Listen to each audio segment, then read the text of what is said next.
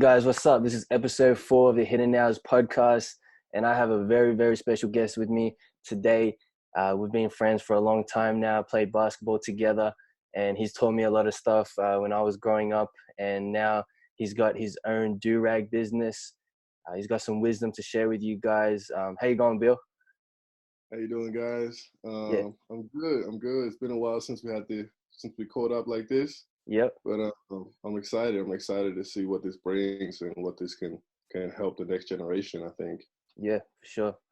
You so this whole Do It Right Durags is the name of his business, and it's just so cool because there's not many brands in Australia that have that aesthetic and that vibe that actually resonates with the young kids growing up here in Melbourne and obviously across Australia. How about you start by telling us like why you started this whole do rag business and what it means to you? Yeah, I think essentially it began with I had a partner and a friend of mine that we started this business together. Well, it's currently now just solely owned by myself. Hmm. So initially started it just one day thinking like what market in Australia is untapped at the moment, and what is something that's I guess going viral in a sense that wasn't really known in Australia, and I kind of thought that Durags is something that is known worldwide and Mm. is popular in like young hip hop culture society, and I just sort of thought, why not start a business in Australia? And yeah, that's where it really birthed and it began. Yeah, and I think as you were saying about the whole untapped untapped market thing is the reason why you're growing so quick because I haven't seen Exactly. this before here, man. I have not seen it until you Exactly. came along and decided to give it back to our young hip hop community. And just speaking about why you started it, I think a really key moment for you and me is going from loving and like trying to make it in terms of hoops and basketball, trying to play 100%. college, but sometimes things come up in our lives or different circumstances.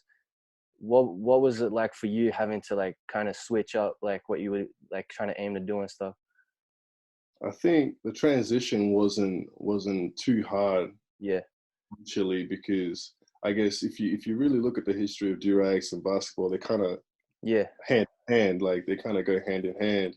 So I think my vision for Durags was always to have that authenticness that uh, that people can really relate to, and even if you look at the page, the Instagram page, the meme, it really reflects that. It's very authentic, very old school mm, basketball, 90s. It's got a vibe to it that people mm, really can adapt to and really can get engaged with, which I really I strive to really aim to achieve. mm. Yeah, And the reason there's when you were growing up and you didn't really have brands to represent your culture, your yeah, people, yeah. diversity. Did that upbringing shape why you would like to build a brand like this? 100%. Because growing up, I never really had all the, newest clothes, newest shoes. Like I really had to make the most of what I had. And I guess this is what I'm reflecting through this business is that it's not a high brand high like yeah, it's not essentially not a high priced item, but it's something that can really style and really make a big statement while you're Hmm. wearing it, which I really like about it. I think, yeah, I really like the simpleness of it, but at the Hmm. same time, it makes a big statement when you wear a durag, whether you're training at the gym, at the club, wherever you're trying to wear your durag, you can really style it up or style it down, which makes it very versatile. Hmm. And I think you Yeah, came in at the perfect time as well as like the hip hop kind of movement and like trap music started coming into Melbourne. You can yeah, really see it take effect on the young community all over social media. It's a completely different world. When we were like hooping and stuff, like there was none of that really. Um, exactly. Now, in terms of that, do you think you're playing a big role in giving back to your people and helping them wear these do rags? Do you think you're giving them opportunity to express their culture.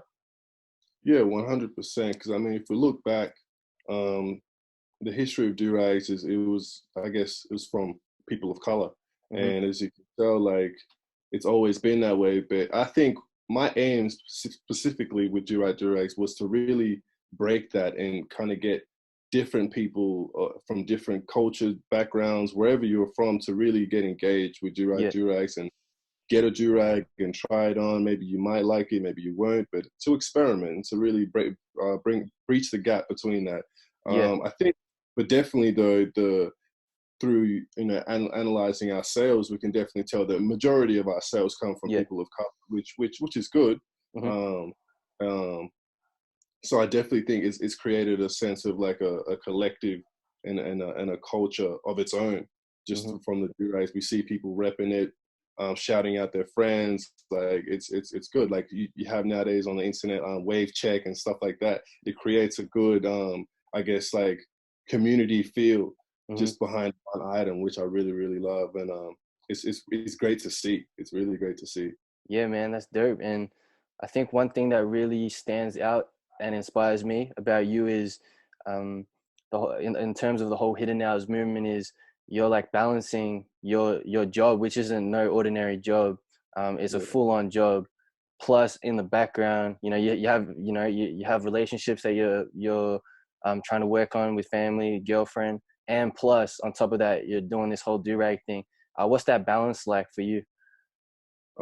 Initially, it was tough initially. I'm Yeah. not gonna lie. It wasn't easy because working full time, and also being able to manage, a work-life balance at the same time wasn't easy.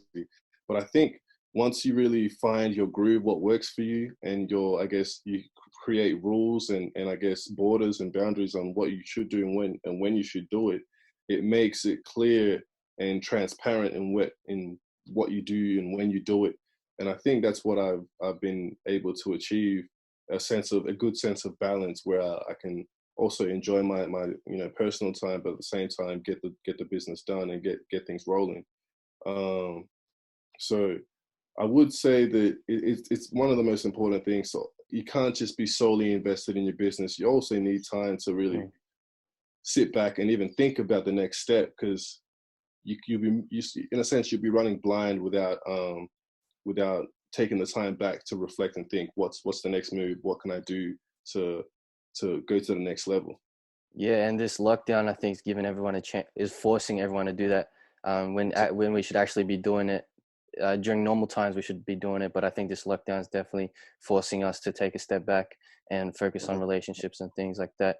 Um, Yeah, on top of you trying to balance everything in terms of business and personal life, could yeah. you speak a little bit about for any of the young kids coming up who are inspired by you and inspired by others to start their own brand, their own label, or their own business? Uh, uh could you talk about like the hidden hours that is really involved when trying to start yeah. something like that? And I think this goes for anyone, regardless of what you're trying to start.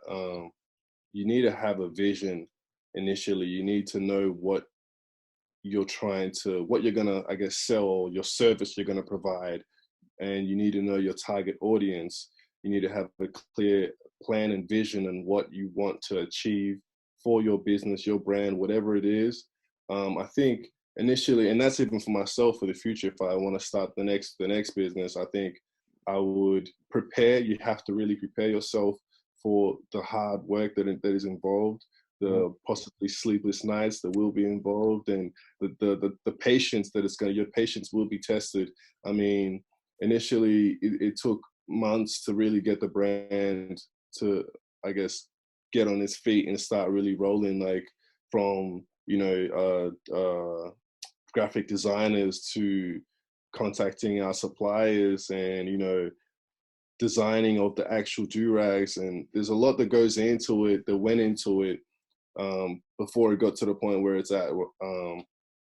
So I think my four things I will say is, have a clear plan, Mm-hmm. um, have a clear vision, Mm-hmm. know your target audience, and I guess what would I say? My fourth one would definitely be don't give up.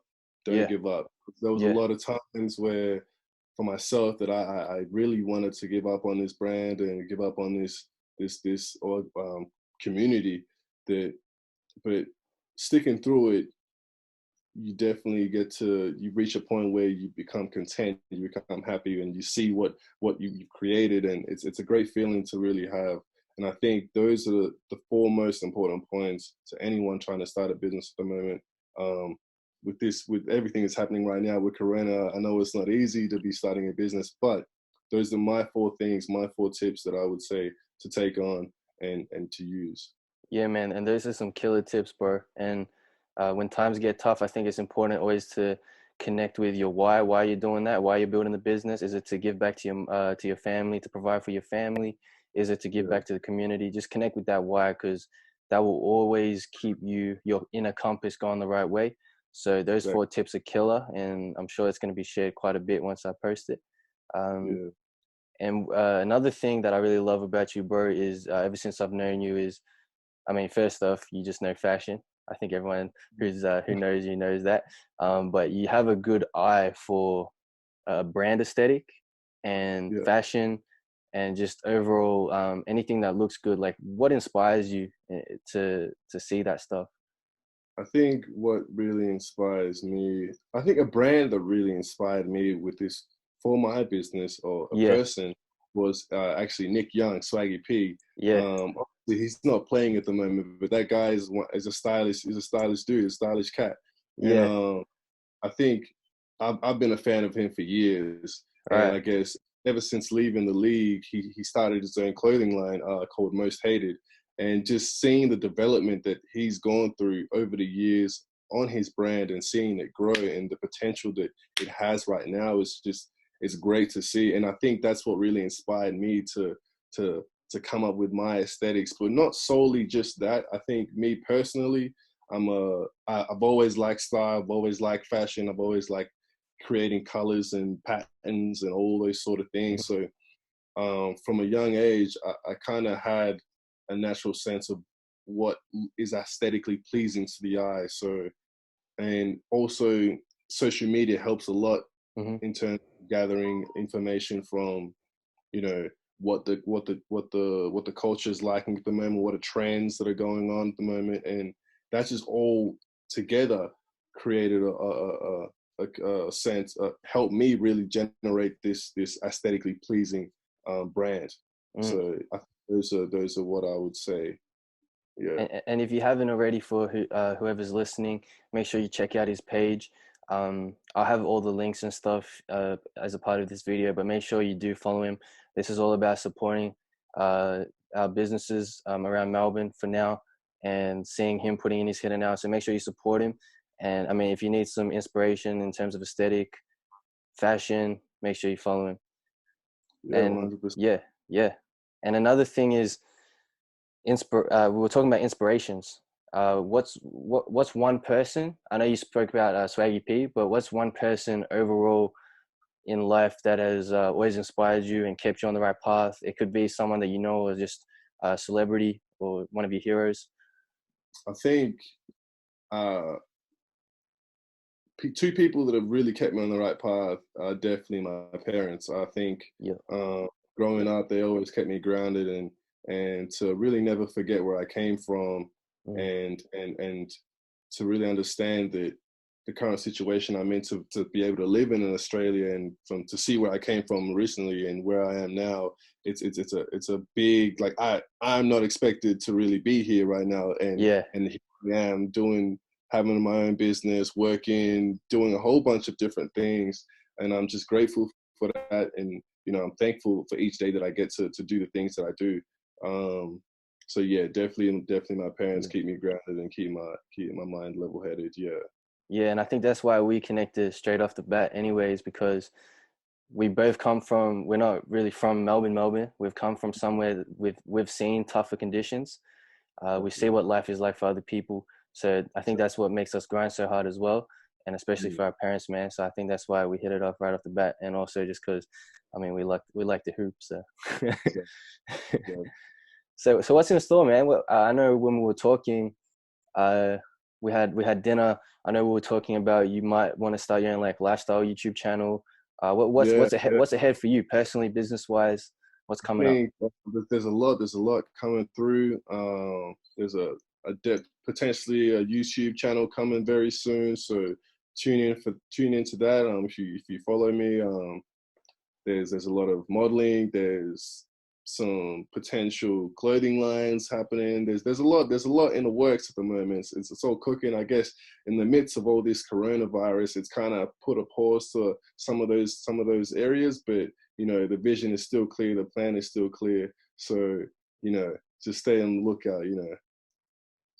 Yeah, make sure you guys all stay on the lookout because I know Bill.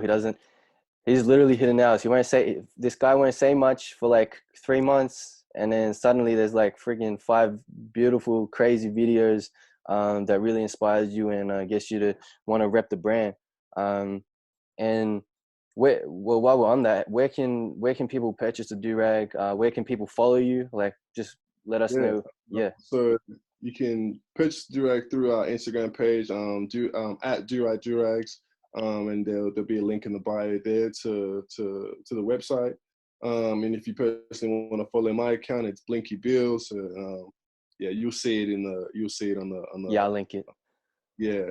Um, and yeah, follow me if you want someone that's real, someone that's authentic. And DM me. Like I might look scary or something, but I'm not, trust me. He's a I'm joker. I'm a joke. I'm alive 100%. Easygoing. So you know. And shout out to my boy Matt at the moment. Like he's doing really good for the community, and you know, Hidden Hours is a great initiative and a great, I guess, community that's going on at the moment. And so definitely give my boy a follow. Appreciate that, For, bro. yeah, And one last thing I wanted to touch up on, man, is we spoke about this as well before. Is do you have anything you have to do every day, or you try to do every day that keeps you like on point? Any kind of routine, just so people can get inspired to do so during the lockdown as well. I think staying fit. I mean, I've been doing this routine for years, for pretty much all my life, if I can remember, is really staying fit. So every single day, it doesn't matter if I'm sick or whatever it is, I'm doing at least 15 push-ups and 15 sit-ups. That's regardless of what's going on. Even if I'm gonna be late, I still make time for my push-ups and sit-ups. Like, so I think in the midst of all this, like we can be kind of get lazy.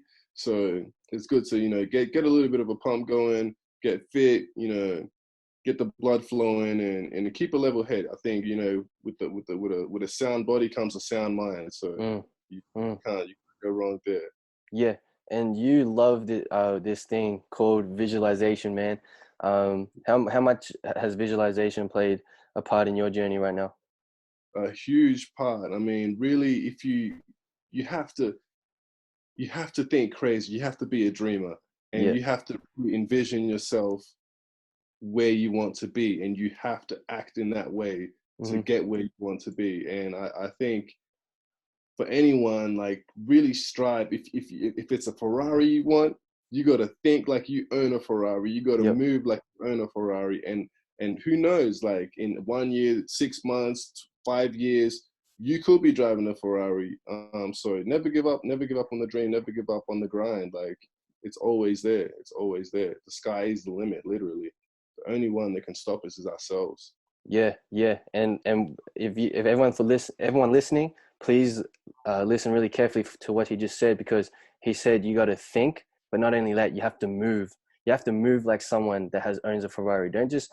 It's not okay just to think about it. You got to take massive action towards whatever you want, and that's really key. So small things like that really come into play with visualization, man.